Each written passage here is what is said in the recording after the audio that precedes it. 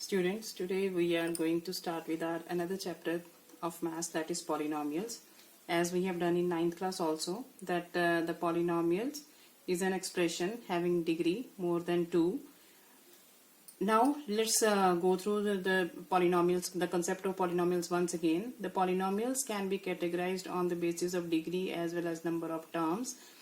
If on the basis of degree, if the degree is 1, then it is known as a linear polynomial. If degree is 2, it is known as quadratic polynomial. If degree is 3, it is known as cubic polynomial, and so on. And if we see the number of terms, then if any expression having one term only is known as monomial, any expression having 2 terms is known as binomial, and any expression having 3 terms is known as trinomial, and so on.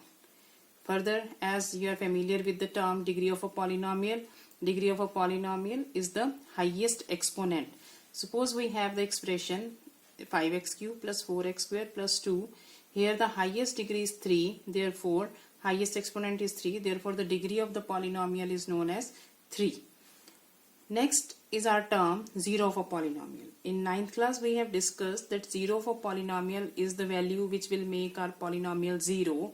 In other words, if we say that px is any polynomial and k is a real number, any real number, then pk, if pk is 0, then k is known as 0 of the polynomial.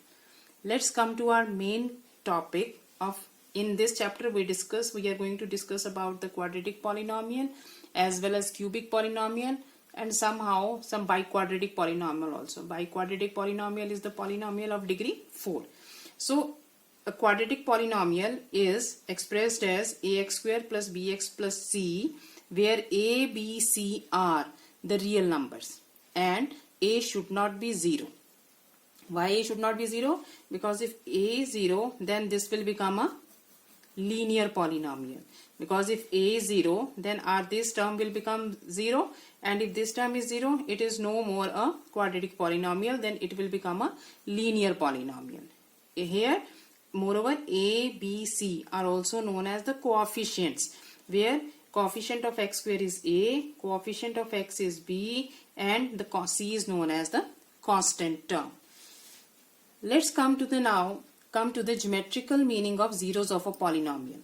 The zeros of a polynomial geometrically, what we can say, what the zero of the polynomial.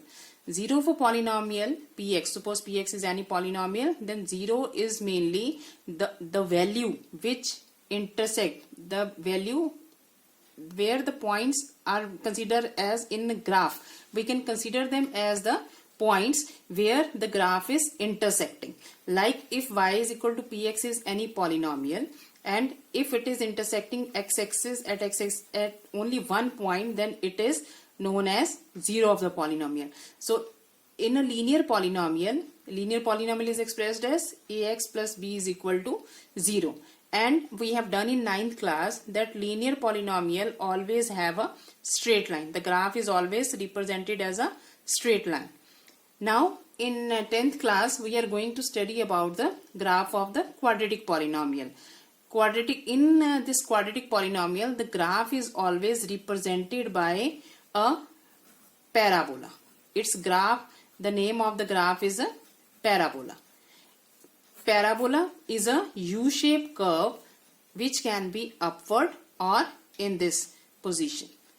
If the graph is upward, then that means it is a upward parabola, and it has 2 number of zeros. Here the position of the graph depends on direction, depends on the value of this a. If a is positive, the graph will be the upward parabola, and if a is negative, the graph will be the negative parabola. Here the downward parabola. The graph will be the downward parabola, and as it is intersecting the x-axis at 2 points, therefore it has 2 number of zeros. Same here, it is intersecting the x-axis at 2 points, therefore the number of zeros are 2. A quadratic polynomial can have at most 2 zeros, and a cubic polynomial can have at most 3 zeros. Suppose if we have the graph, and in this it is intersecting at these points, that means how many points it is intersecting x-axis? 1, 2 and 3. Therefore, this polynomial is having 3 number of zeros. If it is not intersecting at any point, then it will have no zeros. The number of zeros are 0 in this case. Here also, if the graph is in this form, then the number of zeros will be again the 0. It have no zeros.